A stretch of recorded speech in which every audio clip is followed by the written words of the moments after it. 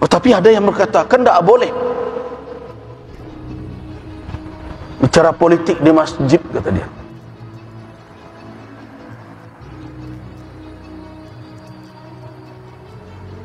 Tidak ada larangan untuk bicara politik di masjid. Yang tidak dibenarkan di masjid ini kampanye. Tapi kalau membicarakan tentang politik, bagaimana politik dalam pandangan syariat, itu merupakan bahagian dari tugas ulama, dan itu merupakan bahagian dari konsep syariat kita, bagaimana menata kehidupan bermasyarakat.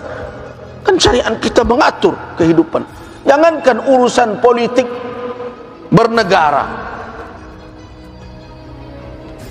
urusan-urusan masalah yang orang sebut tetek bengek, urusan masuk ke WC,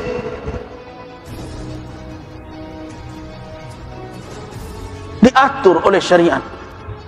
Masa perkara penting kemudian syariat disuruh menyingkir, tidak boleh ikut-ikut. Ulama disuruh diam, jangan bicara ini. Oh, itu tidak benar.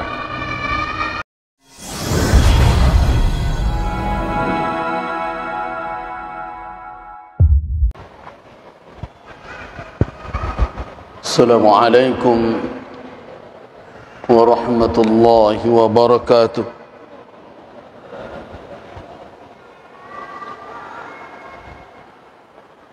Alhamdulillahi malikil mulk, yu'til mulka man yasha wa yanzi'ul mulka mimman yasha wa yu'izzu man yasha wa yudhillu man yasha biyadihil khair, innahu ala kulli syai'in qadir. Ashhadu an la ilaha illallah wahdahu la sharika lah, wa ashhadu anna Muhammadan abduhu wa rasuluh la nabiyya ba'da. Allahumma salli wa sallim ala abdika wa rasulika alladhi arsaltahu بشيرا ونذيرا سيدنا محمد وعلى آله وأصحابه ومن والاه أما بعد. عباد الله، jamaah majlis kajian ba'dal maghrib rahimakumullah.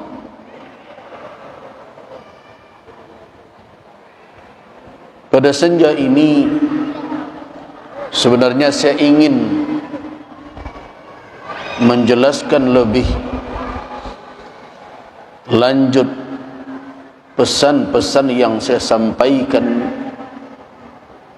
pada waktu khutbah Jumat 3 hari yang lalu. Tentu dalam waktu yang singkat itu kita tidak punya kesempatan untuk lebih mendalami dalil-dalil yang kita sampaikan di dalam khutbah tersebut. Nah, malam inilah kesempatan yang kita pergunakan untuk mencoba memahami lebih lanjut apa yang menjadi alasan atau dalil yang saya sampaikan dalam khutbah tersebut. Jemaah rahimakumullah, malam ini kita berangkat dari firman Allah Subhanahu wa ta'ala di dalam Al-Quranul Karim. Ayat ini ayat yang populer, dan di dalam kajian ulumul Quran sering dimunculkan ini adalah ayat yang terakhir turun kepada Nabi sallallahu alaihi wasallam, walaupun dalam perkara itu tidak ijma' ulama tentang ayat yang terakhir, tapi ini di antara yang dikatakan oleh para ulama dalam pandangan mereka ini ayat terakhir turun kepada Rasul sallallahu alaihi wasallam. Biasanya ayat tersebut diambil di tengahnya, mulai dari kalimat al-yawma akmaltu lakum dinakum wa atmamtu alaikum ni'mati wa raditu lakumul islam madina. Pembukaan ayat itu sebenarnya terkait dengan perkara makanan yang diharamkan oleh Allah Subhanahu wa taala. Artinya ayat ini dimulai dengan perkara hukum dan ditutup juga dengan masalah hukum juga yang terkait dengan situasi dan kondisi manusia ketika berhadapan dengan hajat dan kebutuhan. Allah Subhanahu wa taala menyebutkan dalam ayat itu tentang kesempurnaan agama,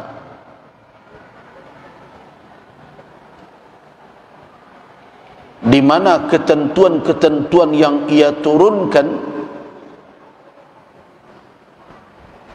merupakan bahagian yang tidak terpisahkan dengan syariat secara keseluruhan,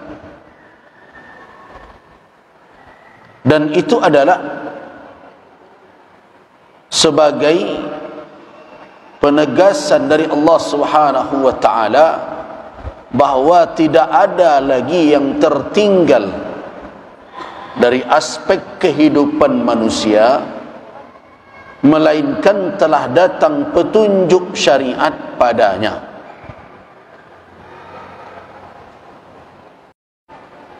Memberikan penjelasan tentang keistimewaan yang menjadi karakter dari syariat Islam. Tidak ada perbedaan kecuali yang di luar Islam yang mencoba mencari-cari, tetapi para ulama bersepakat apakah secara sharih terang-terangan atau secara dimnan tercakup, mereka telah mengatakan bahwa syariat Islam ini berkarakter bersifat kamal, sempurna.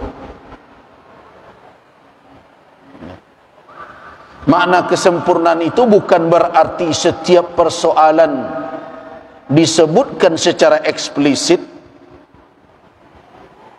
tidak, tetapi Islam telah memberikan petunjuk-petunjuk, apakah dalam bentuk kaedah-kaedah umum, ketentuan-ketentuan yang bisa dipedomani untuk hal yang bisa dipayungi oleh kaedah-kaedah tersebut, dan Islam memberikan ketentuan hukum yang terperinci dalam perkara yang memang itu mesti bertahan sampai akhir dunia ini. Jadi ada yang datang dalam bentuk global, mujmal, dan ada yang datang dalam bentuk terperinci. Nah, kesimpulan ulama itu bukanlah persoalan yang datang kemudian. Bagi siapa yang membaca Musnad Imam Ahmad ibn Hanbal, ada kesaksian dari sahabat Nabi, yaitu Abu Dzar Al-Ghifari radhiyallahu anhu. Apa kata Abu Dzar radhiyallahu anhu? Laqad tarakana Rasulullah sallallahu alaihi wasallam wa ma yuharriku ta'irun janahaihi fis sama' illa dzakkarana minhu ilma. Dikata Abu Dzar Al-Ghifari radhiyallahu anhu sebagai syahid, saksi bagaimana Nabi meninggalkan umat ini. Apa kata Abu Dzar? Laqad tarakana, sesungguhnya kita telah ditinggalkan oleh siapa? Rasulullah sallallahu alaihi wasallam. Jadi ketika Rasulullah meninggalkan kita, wa ma yuharriku ta'irun janahai, tak seekor pun burung menggerakkan kedua sayapnya. Sampai ke perkara itu, tak seekor pun burung menggerakkan atau mengepakkan kedua sayapnya, illa dzakkarana, melainkan Rasulullah telah menyebutkan, memperingatkan kepada kita, minhu, dari peristiwa itu, dari fenomena itu, ilman, sebagai ilmu. Apalagi perkara lain. Begitu sahabat memberikan kesaksian bahwa tidak ada satu pun yang tersisa.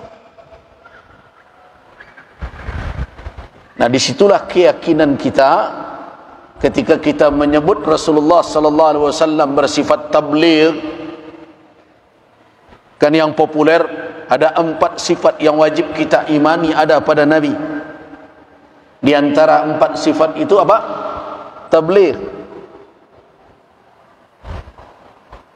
Nah, bagaimana kita meyakini tablighnya Rasul, bahwa tidak ada satu pun yang beliau sembunyikan dari Allah dan tidak ada satu pun yang tersisa melainkan telah beliau jelaskan. Bahkan kata Abu Dzar, sampai kepak sayap burung di langit pun telah diingatkan oleh Nabi sebagai ilmu untuk kita semua. Faqala Nabi sallallahu alaihi wasallam, kata Abu Dzar, Nabi sallallahu alaihi wasallam bersabda, ma baqiya syai'un yuqarribu minal jannati wa yuba'idu minan nari illa wa qad buyyina lakum. Kata Nabi sallallahu alaihi wasallam, ma baqiya syai'un, tidak ada satu pun yang tersisa dari apa?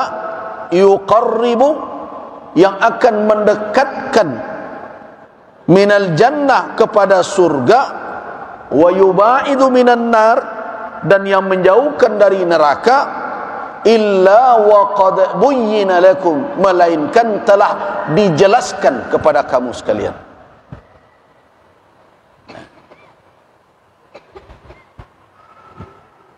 Nah, dalam konsep itulah makanya saya mengajak umat, dalam setiap peristiwa apapun,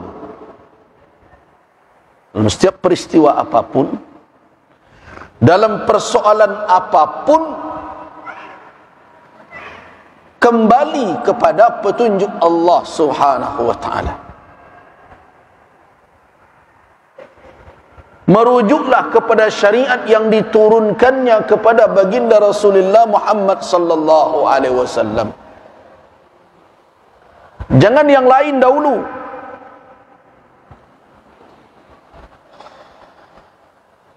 Pedomani petunjuk Rasul.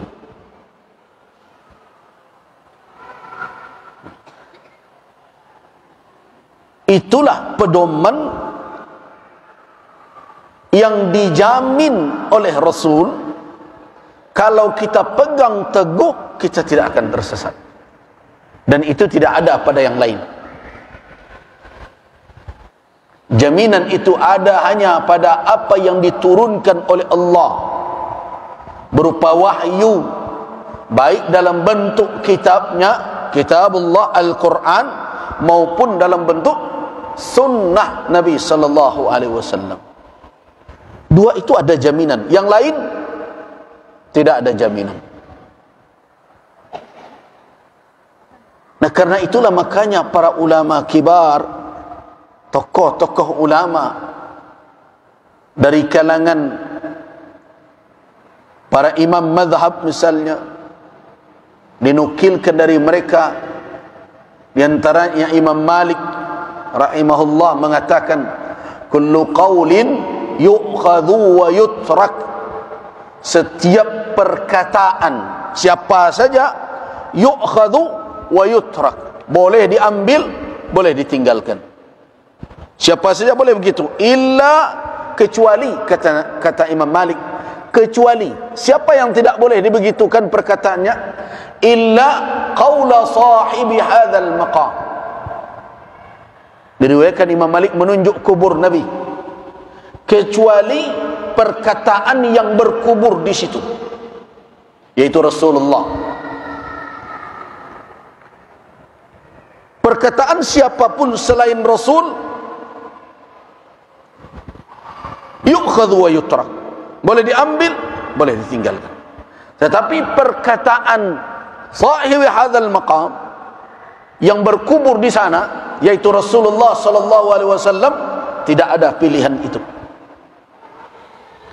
Keputusan beliau menjadi ketentuan yang tidak boleh sedikit pun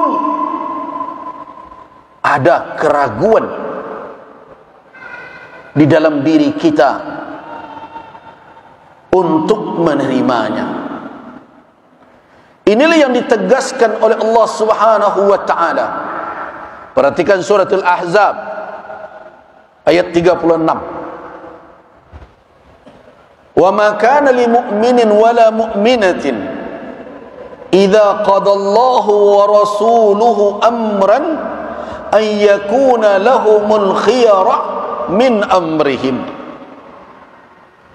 wa may ya'sillaha wa rasulahu faqad dhalla dhalalan mubina. Tiada kepantasan, tidak patut seorang mukmin, baik laki-laki maupun perempuan, wala mukminah, idza qadallah, apabila Allah telah memutuskan, wa rasuluh, dan rasulnya telah memutuskan, amran, suatu perkara, ayyakuna lahumul khiyarah min amrihim, tidak patut mereka masih memiliki pilihan tentang urusan mereka itu. Kalau keputusan Allah, keputusan Rasul, jangan diago je lah. Kalau diago je, tak pantas, tak orang beriman yang begitu.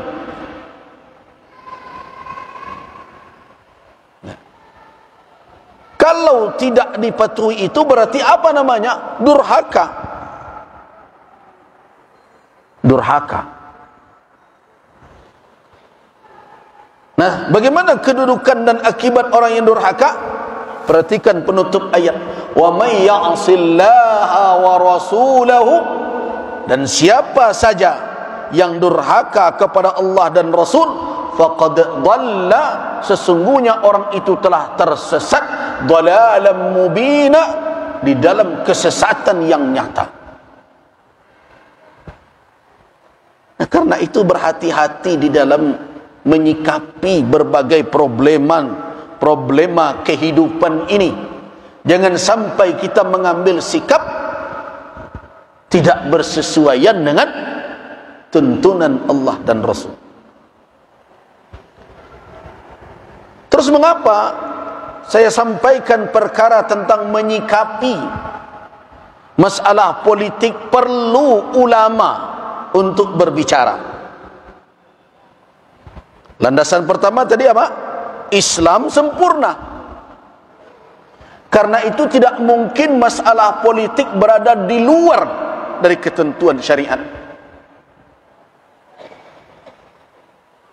Hanya orang-orang sekulerlah yang berfikiran agama cukup mengurus urusan akhirat. Masalah ibadah hubungannya dengan Tuhan, sedangkan urusan dunia, perkara di luar masjid berbagai macam, agama tidak usah ikut campur. Itu cara berfikir orang sekuler. Apalagi urusan bernegara, serahkan sajalah kepada kesepakatan menurut si fulan dan si fulan. Konsep berfikir itu jelas kita tolak mentah-mentah. Itu adalah berfikir sekuler. Mungkin bisa mereka bawakan kepada agama lain, tetapi kepada Islam tidak bisa. Karena kesempurnaan Islam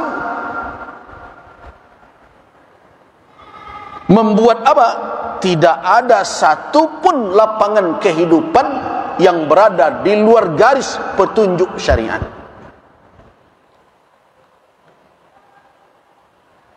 Kemudian yang kedua, saya katakan bahawa ada kesepakatan ulama.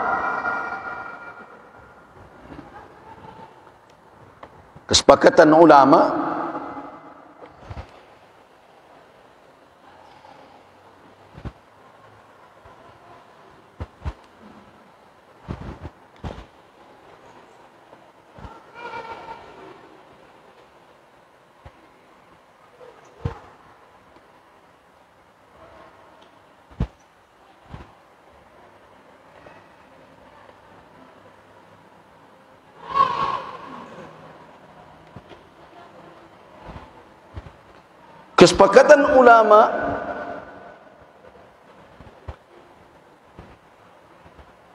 yang telah dihasilkan dari musyawarah kerja tidak muncul di sini.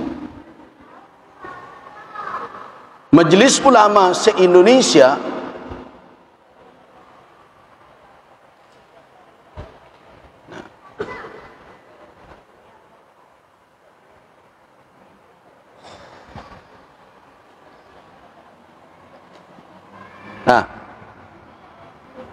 di antara keputusan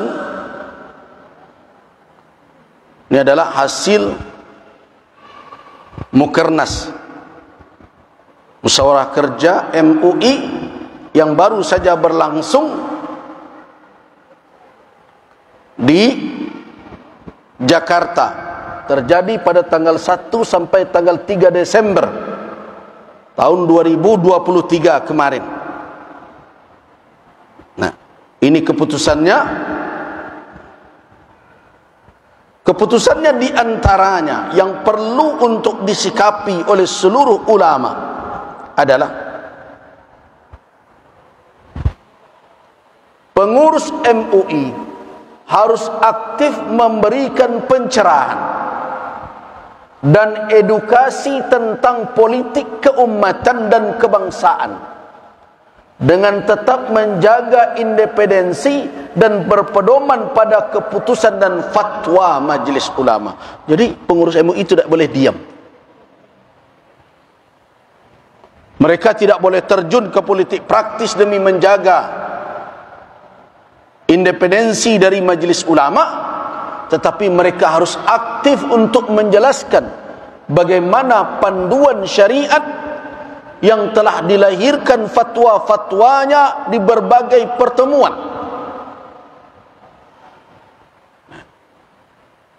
Dengan alasan itulah makanya saya sampaikan, tapi saya bukan tim kampanye siapapun, tapi ini amanah sebagai pimpinan majelis.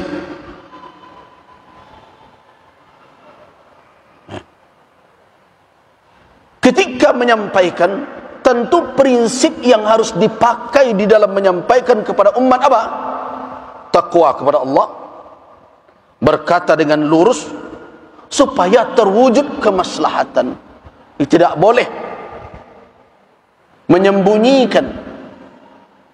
Makanya di dalam ayat yang sering dibaca oleh khatib di mimbar, ya ayyuhalladzina amanu taqullaha wa qulu qawlan sadida yuslih lakum a'malakum wa yaghfir lakum dhunubakum wa man yuti'illah wa rasulahu faqad faza fawzan azima. Wahai orang-orang yang beriman, ittaqullah wa qulu qawlan sadida, berbicaralah dengan pembicaraan yang lurus. Nah, terlepaskah nanti dari hasil pembicaraan itu umat akan memahami inilah yang tepat menurut syariat? Itu adalah buah dari pencerahan, buah dari pendidikan, edukasi, penjelasan, dakwah.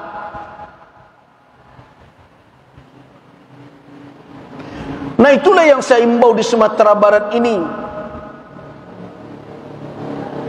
Sampai waktu hari memilih pemimpin nanti, ulama harus memanfaatkan mimbar ini untuk memberikan penjelasan kepada umat tentang bagaimana kepemimpinan yang ditunjuk atau yang diredai oleh Allah Subhanahu wa ta'ala. Bagaimana persyaratan-persyaratan yang diberikan oleh syariat agar pemimpin itu membawa kemaslahatan ke dunia, di dunia dan di akhirat. Seluruh dai punya amanah untuk mempergunakan mimbar ini menyampaikan kepada umat. Oh, tapi ada yang berkata, kan tak boleh bicara politik di masjid, kata dia.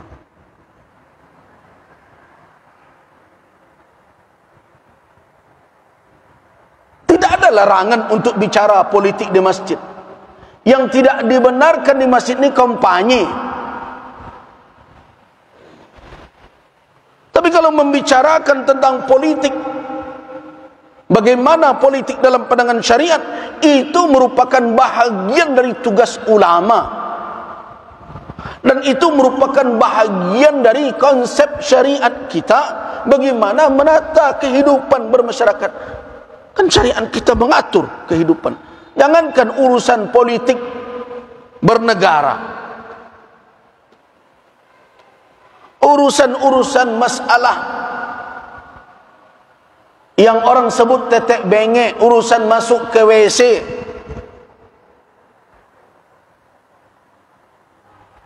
diatur oleh syariat. Masa perkara penting kemudian syariat disuruh menyingkir, tidak boleh ikut-ikut. Ulama disuruh diam, jangan bicara ini. Oh, itu tidak benar. Nah, tetapi kalau berbicara di sini, pilihlah fulan, itu memang tidak tepat, tidak di sini tempatnya. Atau datang caleg ke sini, pilihlah saya, suruh saja keluar, tidak di sini tempatnya. Tetapi kalau memberikan pencerahan bagaimana kepemimpinan itu dalam petunjuk syariat, itu tugas keulamaan, dan itulah peran dan fungsi mimbar ini diantaranya. Kenapa? Karena mimbar ini di samping kita menjelaskan perkara akhirat,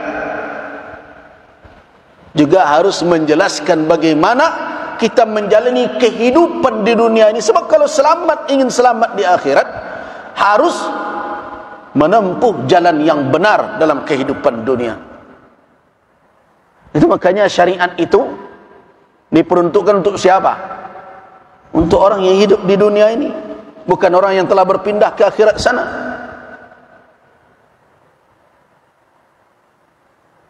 Syariat ini diturunkan untuk kita yang masih hidup. Untuk orang yang telah meninggal, syariat ini tidak berlaku lagi. Mereka tidak mukallaf lagi.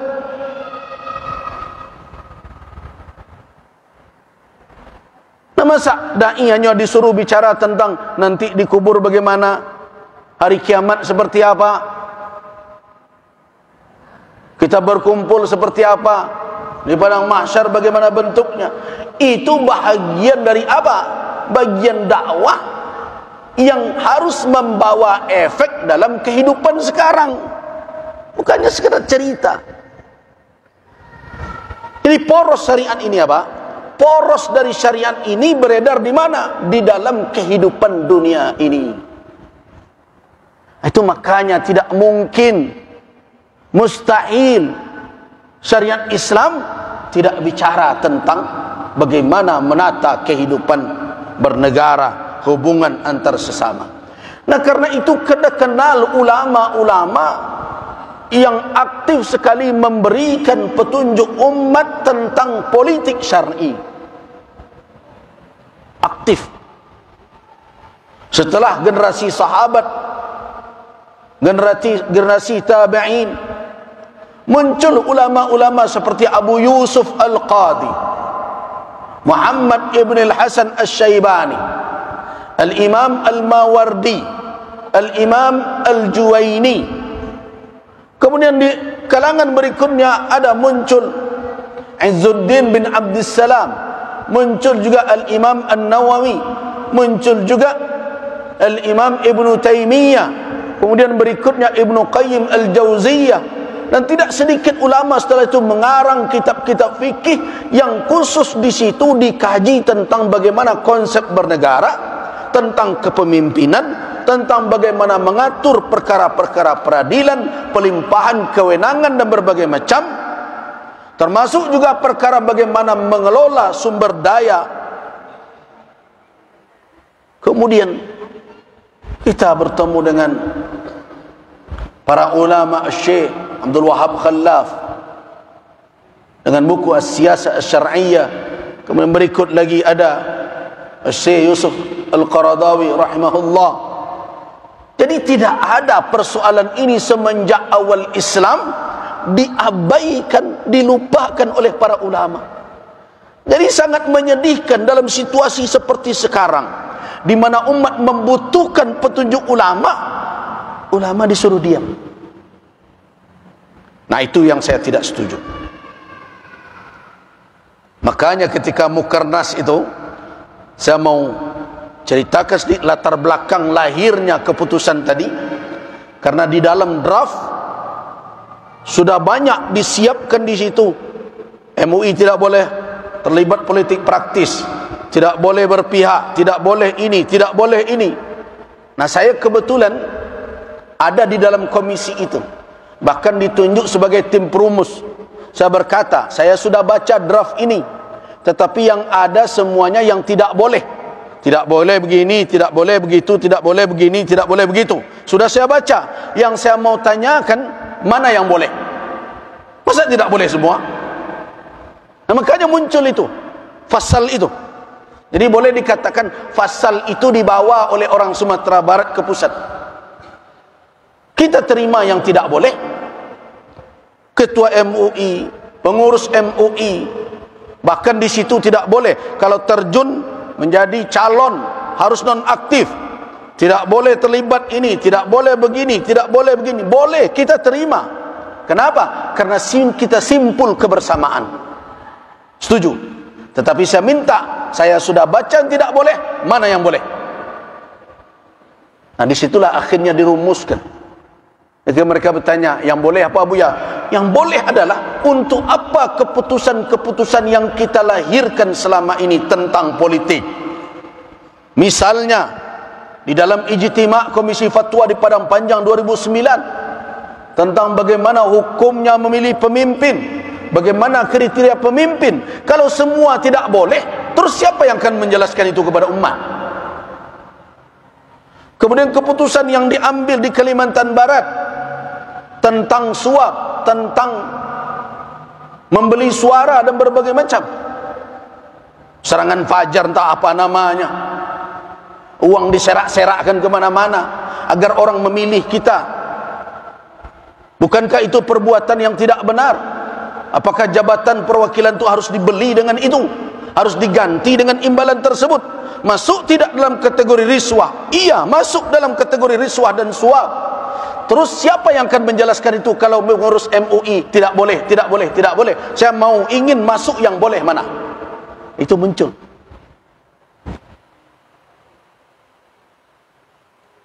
Nah, sekarang masyarakat Sumatera Barat harus memahami betul bahwa kepemimpinan bukan persoalan sederhana. Nah, makanya ingin saya sampaikan kepada kita semua.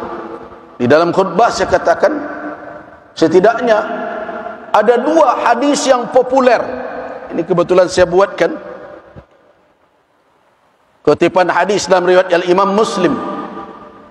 Kemudian berikutnya ada hadis lagi dalam riwayat Imam Al-Bukhari dan Muslim juga dari Abdurrahman bin Samurah.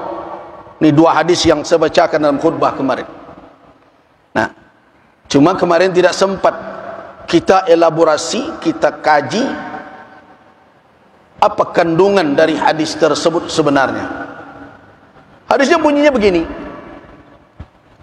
An Abi Dzar Al-Ghifari, yang tadi juga kita nukilkan perkataan beliau di dalam Musnad Imam Ahmad bin Hanbal. Kata Abu Dzar, qultu, saya berkata, ya Rasulullah, ala tasta'miluni? Ya Rasulullah, wahai Rasulullah, tidakkah engkau menjadikanku sebagai petugas, amil, pejabat dalam bahasa sekarang, orang yang memiliki kewenangan atas pelimpahan tugas dari Rasulullah? Itu pertanyaan Abu Dzar. Nah, siapa Abu Dzar? Nah, mari kita lihat. Abu Dzar ini bukan orang sembarangan. Abu Dzar termasuk as-sabiqun al-awwalun, orang yang awal masuk Islam. Bahkan Al-Imam Al-Zahabi ketika menuliskan catatan tentang siapa Abu Dzar itu dalam bahasa yang ringkas, tapi cukup bagi kita untuk memahami karakter dan sifat beliau, sahabat Nabi ini. Apa kata Al-Imam Al-Zahabi dalam kitab Siyar A'lam An-Nubala? Kana ra'san fi az-zuhdi was-sidqi wal-'ilmi wal-'amali qawwalan bil-haqq la ta'khudhuhu fillahi lawmatu la'imin ala hiddatin fi. Ini karakter dari Abu Dzar. Beliau adalah pemuncak dalam kezuhudan. Jadi kalau perkara zuhud, Abu Dzar berada pada puncak. Kemudian juga pemuncak dalam perkara kejujuran. Kemudian berikutnya pemuncak dalam sisi beramal. Jadi bukan hanya bicara. Berarti orang ini adalah sahabat yang mulia, yang menjadi tauladan bagi orang banyak. Bahkan ada kelebihan beliau lagi, qawwalan bil haq, senantiasa mengatakan yang benar. Rupanya Abu Dzar ini bukan orang yang ketika ada kebatilan yang ada depan dia, tidak termasuk orang nambah basa-basi. Kebanyakan orang sekarang karena takut atasan dan berbagai macam, tidak mau mengatakan yang benar, karena khawatir jabatan dan kedudukan. Biarlah bersama orang-orang yang batil. Banyak karakter seperti itu hari ini. Saya sering sekali mendengar, sebenarnya nikah Tuan Buya itu batu, tapi kan awak tidak bisa pakai tapi kau nak rumit. Nah, kemudian bahkan dalam menyampaikan yang hak, la ta'khudhuhu fillahi laumatu la'imin, beliau tidak terpengaruh oleh celaan para pencela, dan bahkan beliau sangat tajam kalau sudah mengkritisi kezaliman dan kebatilan. Ini karakter orang. Nah, Bapak dan Ibu kan sudah punya latar belakang tentang Abu Dzar. Kenapa saya ceritakan Abu Dzar dahulu? Supaya kita bisa memahami apa yang dimaksud oleh Rasul ketika menjawab permintaan Abu Dzar tadi, ala tasta'miluni? Nah, tidakkah engkau angkat saya sebagai petugasmu? Engkau pergunakan saya sebagai pejabatmu, sebagai orang yang engkau berikan kewenangan untuk menjalankan tugas-tugas, kan itu yang diminta. Qala, kata Abu Dzar, fadaraba biyadihi ala mankibi. Kemudian Rasulullah sallallahu alaihi wasallam menepuk pundakku. Sebelum beliau menjawab, beliau tepuk pundak Abu Dzar. Mengkip di bau. Sambil berkata, thumma qala, ya Abu Dzar, wahai Abu Dzar, innaka dha'ifun, sesungguhnya engkau itu lemah. Nah, apa gunanya cerita tentang Abu Dzar tadi? Coba saya ajak bapak-bapak dan ibu-ibu merenung. Dengan karakter seperti tadi, ra'san fi zuhdi, pemuncak di dalam kezuhudan, pemuncak dalam kejujuran, pemuncak dalam kerajinan beramal, qawalan bil haq, tidak mau diam untuk menyampaikan yang benar, bahkan keras dan tajam ketika mengkritik. Dengan karakter seperti itu, Nabi mengatakan beliau, innaka dha'if. Jadi saya ingin mengajak orang-orang, mudah-mudahan, tapi biasanya tidak banyak orang yang akan maju-maju tu nama mendengar ceramah ambo. Jarangnya tu. Entahan yang takkan tak tahu. Tapi saya mengajak melalui media, melalui apapun, mari kita merenung agar jan balabih bana pede awak, bentuk pantas bana awak memikul amanah. Kan ada pula yang berkata, kalau ndak dia ambo, kalau ndak apa ambo nanti pilih. Saya mau mengajak semua kita, ndak usahlah ke situ betul. Ukur-ukur diri.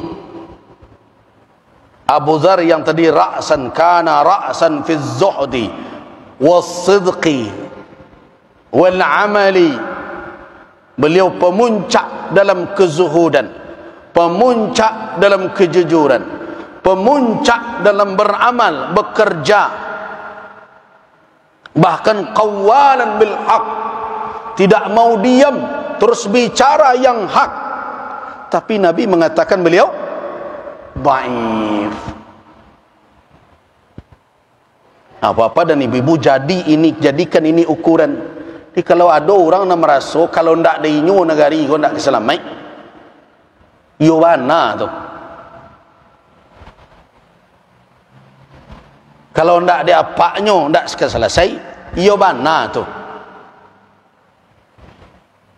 Kalau ndak ada junjungannya, ndakkah benar? Ya mana tu? Renungkan mana? Apa? Bagaimana? Kenapa kita mengukur begitu? Abu Dzar saja yang begitu karakternya dikatakan Nabi dhaif. Nah, kira-kira ada enggak? Nama majang foto hari kini ko na setara aja Abu Dzar urusan tu. Jauh tu. Itu makanya mau minta, bukan ambo ndak setuju, silahkan kalau ambo sampaikan hukumnya. Tapi perbanyaklah beristighfar. Pelok-peloklah niat. Amanah nan disandang bare. Sedangkan seorang Abu Dzar sedikit cek dan Nabi lama, apole awak nan ndak sekelas itu.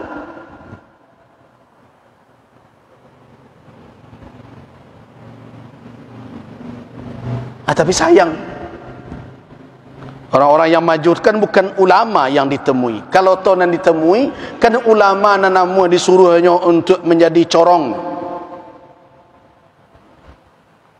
Kalau ulama nang kamanasiati nyo ka mengecekkan inyo ka menganakan baban barik nang kerisandangnya, tu mereka nak musuh. Jadi kalau ulama nanamu, oh baik pak, besok mau buat video cik, mau suruh masyarakat milih pak, tu rajin nyo besok. Nah, disinilah akhirnya pesan itu rumit. Nah, kita lanjutkan. Kemudian Nabi katakan bahwa yang diminta itu tugas, kewenangan, pelimpahan pekerjaan yang diberikan oleh Nabi itu, dimanapun posisinya, Nabi katakan membungkus semua itu dengan istilah apa? Amanah. Bapak dan Ibu kan tahu kata amanah, seakar dengan kata aman, seakar kata dengan kata iman, iya kan? Makanya ada kalimat la imana liman la amanatalah. Tidak ada iman bagi orang yang tidak ada amanah padanya. Ini bukan kalimat sederhana. Wa innaha amanah. Sesungguhnya yang engkau minta itu pelimpahan kewenangan, pekerjaan, amal yang saya berikan kepada engkau, yang engkau tuntut itu. Seperti itu kira-kira kita mensyarahkannya. Adalah amanah. Dan amanah itu tidak boleh hanya dipandang sebatas di saat bekerja. Nah, itu pelajaran Nabi. Jadi jangan dipandang amanah ketika menyandangnya, fasilitas nan dibawanya, lapangan nan jadi kewenangan, kekuasaan dan prestise. Kalau itu pandai orang mencalik sadonya tu. Lihat petunjuk Nabi. Nabi tidak menyebutkan apa situasi kekinian ketika amanah diterima, tetapi membawa Abu Zar melompat lebih jauh ke depan. Amanah itu tidak akan selesai hanya dengan pertanggungjawaban kepada atasan, laporan dan berbagai macam, tapi Nabi bawa Abu Zar ke depan. Apa itu? Innaha, perhatikan, yaumal qiyamati khizyun wa nadamah. Jadi Nabi membawa Abu Zar, walaupun amanah keurusan di dunia nang diurus, tapi jangan berfikir sampai di situ. Nah, hari ini banyak orang memikul amanah, ada dipikirnya prestisenya duduk di situ, fasilitas nang didapatnya, berbagai macam yang akan diberikan kepadanya, posisi, berbagai macam peluang. Itu nanado di kepala orang ketika mikir amanah. Itu bukan tidak ada, ada, tetapi kalau sebatas itu berfikir, berbahaya. Karena itu Nabi mengajak Abu Zar mencari lemahnya itu bukan perkara di situ saja, tapi melompatlah jauh ke depan, keurusan di hari kiamat kelak. Amanah tidak akan membuat keringanan, bahkan itu kalau tidak hati-hati akan mendatangkan khizyun, khizy, kehinaan. Kini dipandang de orang meningadah orang kawak, de kedudukan awak, prestisi yang didapat, tapi nanti di akhirat menaku orang kawak. Rendah kita di mata manusia dan di mata Allah. Amanah rencak. Tapi bukan tidak boleh. Nah, karena itu supaya selamat, jadi bukan hanya berfikir sampai, kan kadang-kadang pikirlah dilantik aman. Tunggu dulu. Dibuat laporan pertanggungjawaban, ketok palu, diterima, aklamasi, selesai, belum. Nah, jangan sampai di situ berfikir. Wahai orang yang menawarkan diri memikul amanah, rugi saudara-saudara kalau hanya berfikir sampai di situ. Berfikirlah seperti yang ditunjukkan oleh Rasul, melompatlah ke kehidupan setelah mati di yaumil qiyamah kelak. Bagaimana jadinya? Khizyun wa nadamah. Di dunia mungkin prestise melambung, orang menengadah melihat kita, hormat orang, didahulukan oleh orang, berbagai macam fasilitas didapat di dunia. Tapi kalau tidak hati-hati, di akhirat terbalik semua itu. Terbalik. Prestise tidak dipandang nanti, sebagai prestasi kalau tidak benar dalam menjalankan. Nah, karena itu diberi oleh Nabi jalan keselamatan. Apa jalan keselamatan? Illa man akhadha bihaqqiha wa adda alladhi alaihi fiha. Kecuali orang itu mengambil dengan hak amanah itu.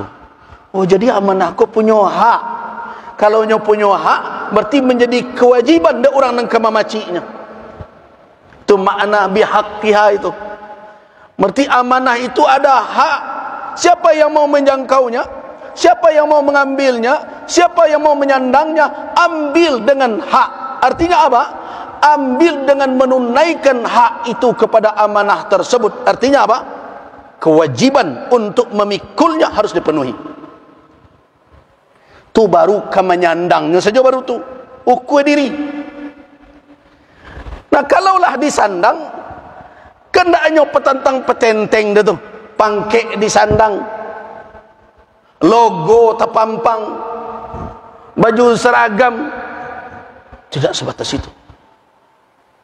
Yang paling berat ini, wa addal ladzi alaihi fiha, dan ia menunaikan beban tugas yang disandangnya dalam memikul amanah tersebut. Nah, kalau dua ini tidak dia lakukan, diambil tidak dengan hak, tidak ditunaikan apa yang menjadi kewajiban, apa nasib dia di hari kiamat kelak? Nih, khizyun wa nadama, kehinaan dan penyesalan. Kalau ada yang mendengarkan ini ada rasa takut ketika berebut jabatan, saya bersyukur kepada Allah Subhanahu wa taala. Alhamdulillah. Tapi kalau ndak jo takut mendengarkan nasihat Nabi ini, saya tidak tahu di mana keimanan kita letakkan. Bapak dan Ibu, kita cukupkanlah sampai di sini. Ndak jo keselesai semalam itu. Tapi setidaknya saya sudah berikan sedikit kenapa masalah ini harus dijelaskan. Dan saya berharap ulama dimanapun dalam kesempatan sekarang ini rajinlah memberikan penjelasan kepada umat tentang perkara-perkara yang terkait dengan siasah politik keumatan ini. Kenapa? Karena walau bagaimanapun Allah Subhanahu wa ta'ala tidak begitu saja memberikan kemenangan, kejayaan kepada umat, melainkan dengan membentangkan asbab, jalan-jalan yang menjadi penyebab untuk mencapai kemenangan tersebut. Wallahu a'lam. Waffaqana Allah wa iyyakum lima yuhibbuhu wa yarda. Wa billahi taufiq wal hidayah. Wassalamu alaikum warahmatullahi wabarakatuh.